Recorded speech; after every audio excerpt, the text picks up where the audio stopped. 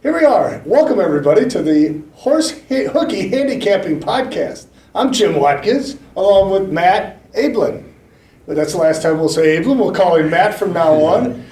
Keith Nelson, one of our usuals here, our track announcer, has some family commitments. He will not be here for a few weeks. I'm thinking, Alex, perhaps he just wants to be reunited again. I think so. I think he wants to hear us. When he does return after a few weeks of absence. I would agree.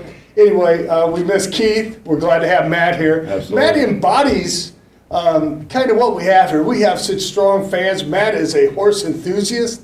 Like I said, he just embodies what we have in our fans. He's in touch with the horses, the horsemen, the fans. He enjoys handicapping, and it's guys like Matt around here that make, they're the straw that stirs the drink. We couldn't do it by ourselves here. So we're glad to have Matt here. Appreciate that. And I heard he's a good handicapper. We're going to see. I need to step up my game again, as I mentioned last week. So we'll see how we do this week. One of my few winners last Tuesday was one of my horses, Ella Mae's Song. So at least that was good. I pulled up the standings here. We have Alexander Bedezu on the rider's side. He's kind of running off with it, Matt. He's been right next. 22 wins on 81 starts, phenomenal. Juan Molina, as Keith and I have mentioned, he's won 12 this year. I think he won a handful all of last year. Speaking of last year, Rainier Arrieta, our leading rider, has got 11. He'll be closer at the end. Santiago 11, and the new guy Travis Wales has shown up, and he's won 11 out of 42, riding a lot for Scott Becker. He's going to have a lot of success. Victor Balon was steady last year. Once again, 10 wins, 19 seconds, 13 thirds out of 87 starts. So he's having another solid year. So some real capable riders. We've got a handful of really good riders and several others who are very capable. Now, Corey Orm has won 8, a lot of seconds and thirds, an excellent rider. I know he watches the program because he scolded me for never picking him, and I am picking him today because he's on one of my horses, but Corey's an excellent rider as well. On the trainer's side, we have a tie at the top. We have Scott Becker and Ralph Martinez, two of our Mount Rushmore trainers here. They've won 12 each. Gerald Butler with 9. A guy named Watkins has 7. Steve Manley, he'll heat up. He's at 5 right now. And several trainers are doing well, have 4, good percentage in the money. So once again, good horsemen, good riders, a good program here, and hopefully an enjoyable day tomorrow and a good day of racing. We start out with what I think is a big race because I'm in it. It is a non-winners of 2 optional allowance, either in for the allowance or the 10,000 claiming. It's for fillies and mares. And Matt, who'd you go with in here? Like I joked with you kind of yesterday, people are probably going to think I'm kissing your butt, but I went with your horse Too Much Tuesday. No, I think you're a good handicapper. Arrieta back up, coming off a nice third, ran a better speed figure last out, got a nice second, I think sitting on a win, absolutely. Second place, I went with Scotty's horse with Alex up. Not much needs to be said about his stock that he keeps always in shape, plus we were just talking, he's heating up for sure. And then the last third spot, I went with Tina's Tapazar. That was a horse that was in good friends of mine. Plaster's Barn got claimed last time out. This will be the first time out for Manley. I believe Victor will give that one a good ride, so that one should be in the mix also. So I went 1, 2, 5 in race 1. And that's exactly what I went. I went with a 1, 2, 5. I'll start at the bottom and work my way up. Tina's Tapazar claimed from a good stable. Lori Plasters goes to another good barn. Steve Manley. Corey Orm has been her regular rider. Now we're switching to Victor Santiago, so that's a big variable there. But I'm interested to see how that horse does. Scotty's horse, who I picked, I think, to beat me last time, once again, it's been having some gait problems. So if Wildwood Triple breaks and doesn't spot the other horses a few lengths early, Wildwood Triple will certainly be the horse to beat. I picked that one second. And I'm going with Offspring Farm and Lars J. Gavilski's Too Much Tuesday. And what a name for a Tuesday, too. Too Much Tuesday. It's happened before. It might happen again where there's Too Much Tuesday on a Tuesday. She's a nice filly, hard-trying filly, just tries every time out. Her really 2 kind of suspect races. One was first time out. She just gained a little experience. And she had a real bad trip in the Pat Whitworth Illinois Debutante Stakes last year, got cut off going into the turn. and just coasted in and ran last. But other than that, she's just a hard trying, honest. She's what I call a clean horse too. Not on Lasix, no blinkers, no tongue tie, no bandages. Just put the bridle on her, lead her over, and let her do what she does. So 1-2-5 for both of us in the first, man. That's good too. Have we talked about our sponsors before we get into this second race? Well, the Illinois HBPA, of which we have a meeting tonight, as a matter of fact, the board of directors, and we try to serve the horsemen back there and help promote the industry. Of course, FanDuel Sportsbook and horse racing. Alex, we appreciate all you do, filming this, all the things you do for the program and for the horsemen, and the locally owned Taco Bell's. John Maroney's the horse owner. He's out here about every Tuesday. It's always good to see him. And those locally owned Taco Bells are in Columbia, Waterloo, and Troy. Matt, let's move along to the second race. It's a bottom level $4,000 non-winner. It's a 2-life fillies and mares here going 6 furlongs. Where'd you land on this race here, Matt? I'll start at the top and work my way down. In the first spot, I took Scotty's horse with Travis Up, Midnight Society. Talk to you a little bit about this one. Usually, he's wheeling this one back in about 8 or 9 days. That's pretty quick for him on a horse. That tells me that, the horse ran bad last time.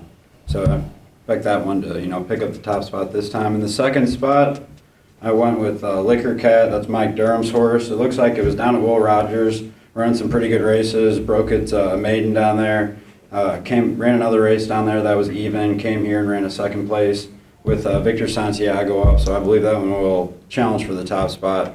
In the third spot, I went with Glitter Bomb. That's with Arietta, and that's Jada Schlenk, and the owner is Brianna Obermeyer. Looks like that one broke its maiden. It ran a really good maiden race, 2 back. They took it up to Hawthorne last time and tried it on the turf in a 7.5 race. Didn't really fire, ran last out of 11th. Probably believe the dirt's probably best for that one. I have that one in my third spot. So I went 1-4-2, Midnight Society, Liquor Cat, then Glitter Bomb. This is something else here. We're exactly the same again. I went 1, 4, and 2. And we had a 1-1 early double Saturday night too, Alex. If you remember, 1-1 early. I remember Keith announcing that. And that's what Matt and I are picking here, a 1-1 double. I'm, like I said, exactly the same. Midnight Society drops a notch, turns back in a hurry, tells me that nothing happened to the horse. I think the filly just lost all chance at the start, hesitated, hopped at the start, found itself further back than usual. So Scotty turns this one around pretty quickly. I think she gets out of the gate. There's no beating her in this spot. I put Liquor Cabinet second as well. That horse really showed some good gameness off a couple-month layoff, first trip over the track. And as we mentioned in past weeks, oftentimes horses will need a trip over this track. She sure didn't. She ran a game second, dug in after stumbling at the start herself. And then Glitter Bomb, I'll echo what you said, Matt, that she ran an impressive race first time on the track here and won. They tried her up a couple levels on the turf to non-winners of 2, 17-5, and she made the lead there. I was watching her pretty closely. I was up at Hawthorne that day. She just couldn't stick with him, and Renier Arietta didn't punish her. He let her coast in. She'll be tough coming back in this spot too. So we both are at the 1-4-2 in the second race, and exactly the same 2 races in. All right, moving along to race 3. Race 3 is a 4,000 maiden for colts and geldings. We've got a nice full field here. Let's see, we've got 10 in here, carded, and it was a tough race to handicap. Where'd you end up on this one, Matt? On this one, the first spot I took number 2 horse Knuckle. That's Mike Durham's horse. Gets Victor Santiago back up. Looks like he broke in the air last time. Just like I said, Victor back up's a good sign. I believe he'll probably get the money, be right in there in the mix. Second spot, I went with number 6, Lord Zeke. It's also a Mike Durham horse. Gets Travis Wales up. Travis has been riding extremely well lately. I believe he won 3 or maybe 4 Saturday night. He did. 3. I believe he's picking up how the track is real well. So I believe he will get the 6th horse in the second spot. Third spot, I went with the number 7 horse, which is Karnak on tour. I honestly probably would have picked this horse on top if he had a race underneath him. Mm-hmm. He's showing some really good, definitely the best speed figures out from the last race by a pretty decent amount. Ran a really good second at a mile at Belterra. in a maiden claimer, ran a 63 buyer, which is, pretty good for a maiden claiming race here. So I think that one might need a race. If not, that one might get out and go. So I went with the number 7 horse in third spot, so 267. Okay. Yeah, that 7 is more of a route horse, Matt, but oftentimes first time out, they'll show a little more speed. Yeah. Route horses, they'll flash a little more speed and can pick up the pieces and be in there close. But we are different in this third race here. Mhm. I went with Lord Zeke, and he really didn't show much at all his first 3 starts, and he kind of woke up a little bit, dug in, lost to my horse 8 May, but the horse never quit trying, and I often, over my 50 years of handicapping, I've often seen horses that when they finally wake up a little bit, show a little life, that they continue with that momentum. So I went ahead and picked the Andy Callaway, Mike Durham, Lord Zeke. Pretty call up the ladder. Yeah, see if he could just continue to ascend then from this spot. Pretty well bred too by Lord Nelson out of the Say a Little Prayer for Me, who used to run out here. So pretty nicely bred horse. Woke up a little bit. Very interested to see what this horse does tomorrow. I backed the 6 Lord Zeke up with number 1, Tap It In, who takes a monster drop from the Illinois 22,000. Soundly beaten both times, but now third start down to 4,000. I don't like the one-hole sprinting here for this horse, but I do think the one horse will show a lot more life against this caliber of horses. And then I did put number 2, your top choice, in the third spot, Knuckle, except for that first spot, that first race this year. Knuckle's always close at the end, and if he hangs around long enough, he's going to end up getting that top spot. So that's our picks. You went with the 2-6-7 here in race 3. I came in 6-1-2. Race 3, carded for a full field. Should be a nice race with 10 cheapies in there. Absolutely. There we go. All right, moving on to race 4. Race 4 is an Illinois restricted non-winners other than non-winners of 3 races allowance, or optional 12-5 claiming for non-winners of 3. It's a short field of 5 Illinois breds, but some nice horses in here. And I landed on and went with Scotty Becker's Wildwood Reuben. Travis Wales up for the first time, and that horse really just blew up, ran off the screen. A nice number, first by 8.5, a very solid number. I think that horse will fight. If it fires anything like that, it'll be tough to beat. I do think Steve Manley's horse, the 5, Rhodium's Pride, could really surprise in here too. Horse was showing considerable talent last year with 2 wins early, one here, went over to Indiana, won a big 2-life race over there, came back and didn't fire in the Jim Edgar Futurity, but looks like it's going to be riding into form. They tried blinkers on him last time out, and it backfired. They took him off. So, I see the 4-5 being the exacta here all day long. And I went with the 1, Keep Attacking. Third, Matt, that's Advanced Childers having a nice meet down here. 20 starts going into Saturday, 4 wins, 4 seconds from those 20 starts. This is a nice forced attack filly, older, lightly raced, but been in the money 16 out of 25 times. Made nearly 80,000, and none of it on the turf, which is unusual for your forced attack horses. But I talked to Vance a little bit about this horse yesterday. So I think this horse picks up third. But I really like the top 2 younger, talented horses, and I got an angle on both those. So I went 4, 5, and 1. Matt, where'd you go here in this 4th race? I landed on the same horse in the top spot, the 4 horse for Scott Becker. Like you said, Travis back up. The last time it ran, it blew the doors off, ran off the track, like you said. Really good horse. Imagine it'll probably be close to the leader, sitting right off. Probably try to take over around the turn. So I took that one on top. Second spot, I took Vance's horse that you just talked about a little bit. That horse is always right there, always tries hard. I believe that one from the rail will probably also try to go with that, with the horse we were just talking about, Wildwood Reuben. And then in the third spot, I took number 2, Highly Perfect. Corey Orm gets back up on this horse. He's definitely been the best jockey for this horse. Great fit on this horse. I believe that one will be sitting right off the pace. Probably try to run down the top 2. Probably hoping they lock up in a speed duel, I would imagine. So I went 4 on top, then 1, then number 2. Yeah, I took a hard look at Highly Perfect. Corey just rode him a couple times last year. Both times were nice efforts. Horse had a really nice year last year. Certainly that's a tough race, and that horse could be part of it. 5 very good horses. So I went, where did I go? I went 4, 5, 1, and you went, Matt? 4, 1, 2. 4-1-2. We're different now on Yep. those last two. Exactly the same It's a on the good first thing. two. Okay. Before we dive into this fifth race, we want to thank our sponsors again. FanDuel Sportsbook and Horse Racing. Alex Bodo, who comes in and does the taping. Thank you very much, Alex. Thanks, and Howard. FanDuel. Welcome, We're you're coming welcome. to you taped, not live, but taped from the Secretariat Room here at FanDuel Sportsbook and Horse Racing on the first floor of the clubhouse. Nice little nice. room, I've never very been nice here. little place. Been in here once in a while, a few times for some private parties. Okay. Very nice place. And if you haven't been to FanDuel Sportsbook and Horse Racing, tomorrow will be a good day to start. And for you regulars, we'll see you out here.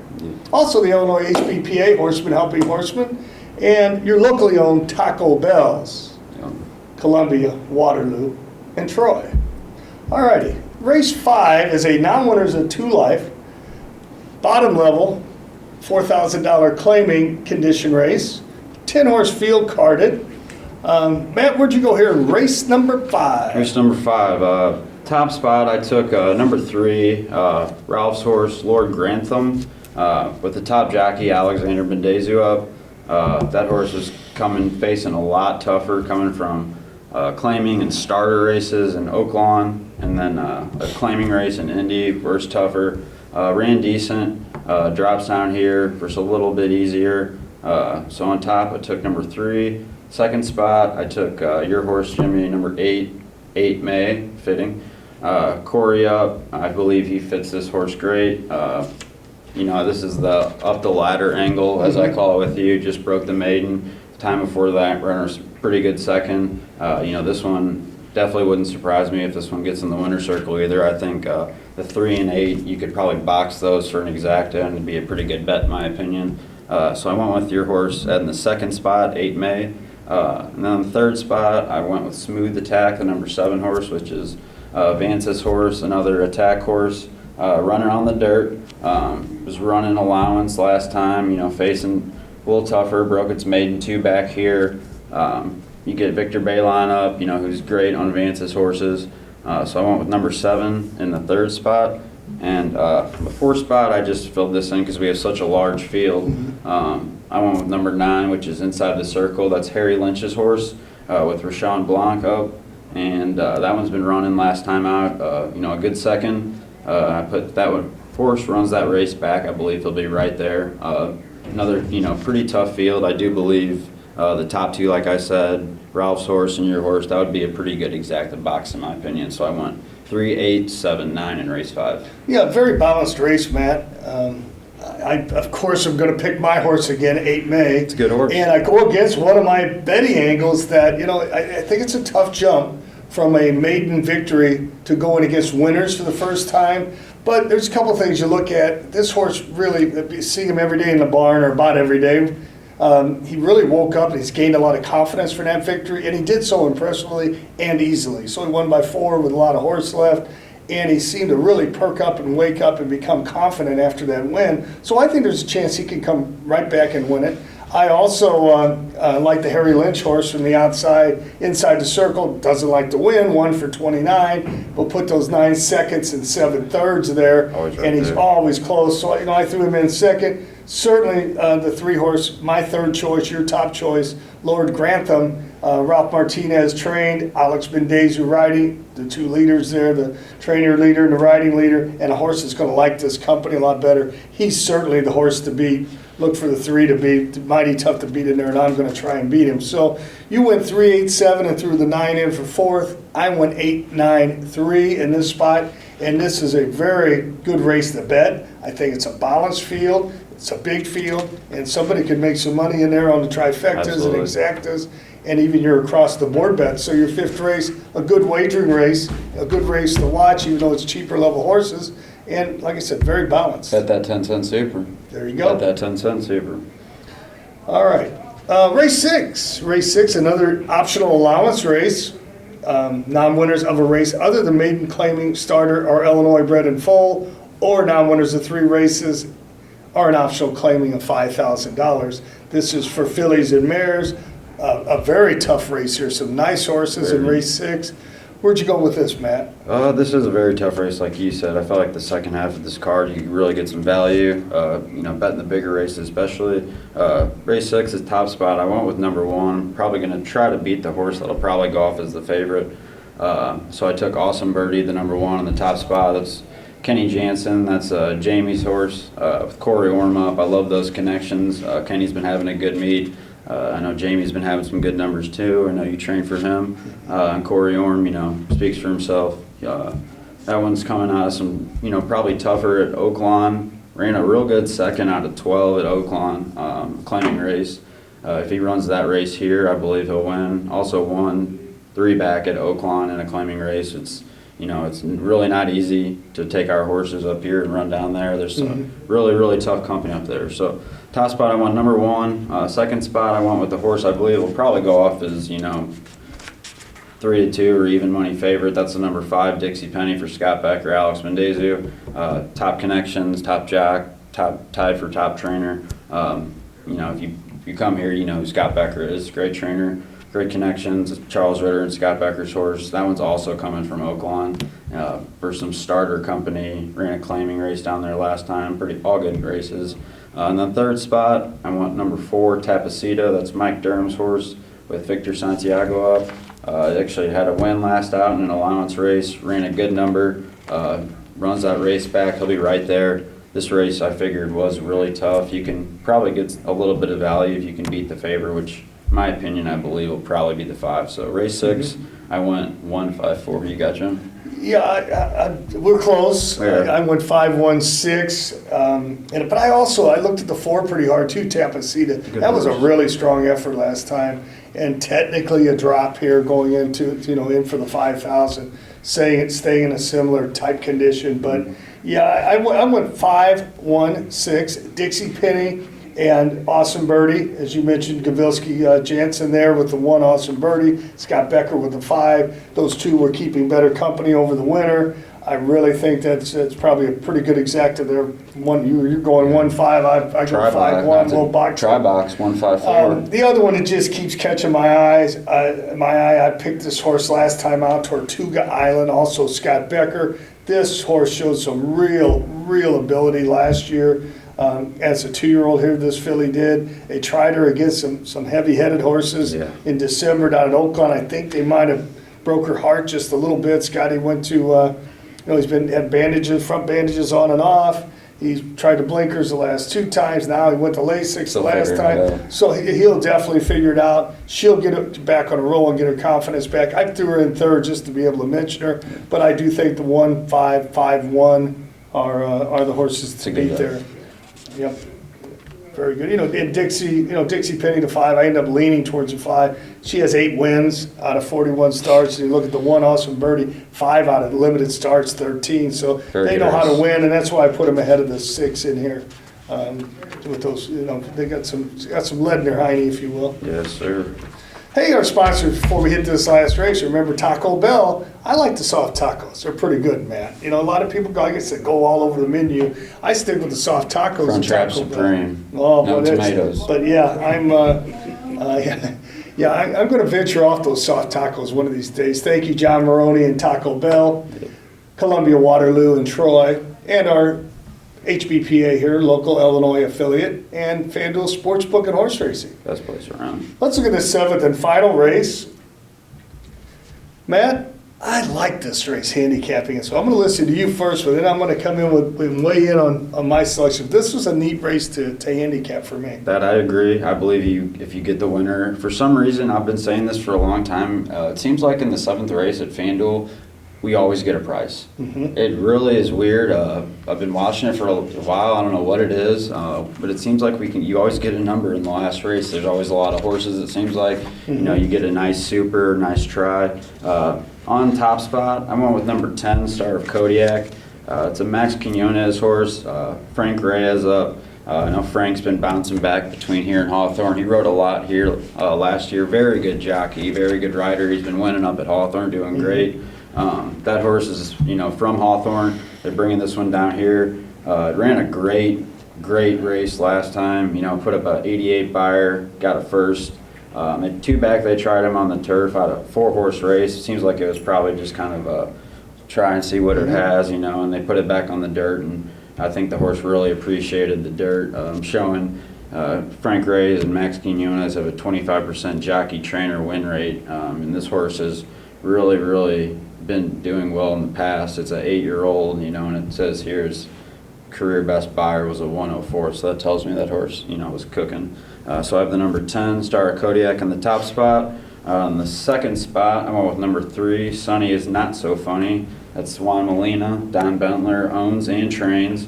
That one ran a really good race last time too, just like a lot of these horses. First in allowance here, ran an 88 buyer, same as the number 10. Two back, ran a little bit tougher starter race at Hawthorne. Not so great of a race. Appreciated, I think, coming back to FanDuel. Juan Molina and Don Bentler have a 30% jockey trainer win percent combo, so that's another good stat to look at. So in second spot, I went number 3, Sunny Is Not Funny. And third spot, I went with number 9, Super Fortune. That's Corey Orm, up for Lori Plasters, and Bo Taylor's the owner. Ran a real good two good seconds, two back, and then last back, another second with a better buyer. I think this one will probably appreciate the extra half furlong. It's been off for a month. I think this one will fire fresh. I know it's been working good. So in the third spot, I took Corey Orm for Lori Plasters, Super Fortune, number 9. And then since it was such a large race, I also picked a 4th place finisher, and that was the number 4, Makamat. Didn't pick it for race name, just for my name or anything like that, but ran, this one's been racing up at Hawthorne. This is a really good race, a lot of really good horses. A second out 2 times ago, came back, ran a little bit better, and got a first at Hawthorne. It's really not easy to win up at Chicago. Even their lower level claiming races still have some really tough horses in them. So that one, looks like Rachel Slavinsky will be up for Max Quinones. So that one, I expect that one, if it runs the same race back, it'll be right there. So race 7, I went 10, 3, 9, 4. Who'd you get? Well, I went with a 3 on top, and I think this race is going to be all about the pace. Fast and Furious and Jack Van Berg really need the front end, both of them. And there's some other horses that are going to be laying close there, but I think the 5 and 6 have to go. They have to battle for the lead. That's going to leave Sunny Is Not Funny and Full Magazine in a stalking position. So I think it's going to be a perfect trip for the 3 and 2 with that speed duel up front. And I just don't see any other options for Fast and Furious. The Gerald Butler trained 6-horse, and Pete Scales, he owns Jack Van Berg, who I used to train. They're need to lead type horses, so they're gonna fight for it, and they're gonna shove those horses out there early, and we're gonna get an honest pace. I think that sets up then for the 2 stalkers, Sunny Is Not Funny and Full Magazine. And I really like the way Uriel Lopez rode Snoozer, the 7-horse. This horse, he gathered up instead of taking out to the lead or close to the lead. He laid back and made that one run with it, and the horse was just flying and almost got to de-yank for the top spot. He's having a good year. Yep. Oh, yes. Yep. And, he's there, and obviously he's a veteran, been around forever. Oh, yeah. But, I went 3, 2, 7, and I think it's because of that hot early pace that these 2 here, the 2 and 3 up top, 3 on top, 2 second, are going to get a gravy trip, and I think they'll go on by in the stretch, and then Uriel picks up the pieces late with the 7. So that's what we have. It promises to be a good card. I think, I'm always wrong on the weather. Usually on my picks, but often on the weather. So let's look at the weather. It's about 40% chance. Yeah, I'm looking at it. No rain, no rain, no rain. 50% chance at 1 and 2 o'clock. But get it in, get it out, and then we'll have a nice afternoon. Yep. And it's only a 50% chance, 50-50. We'll take that. Come on out. And the weather will be overall not too hot, 81. So it's going to be a heck of a nice day. It's always a good day to make money here at FanDuel Sportsbook and Horse Racing. Thank you. Tell your friends about us. Tell your friends to come on out and enjoy the races. Thank you for another Tuesday Horse Hooky podcast session. Taped on Mondays. Thank you. Thanks.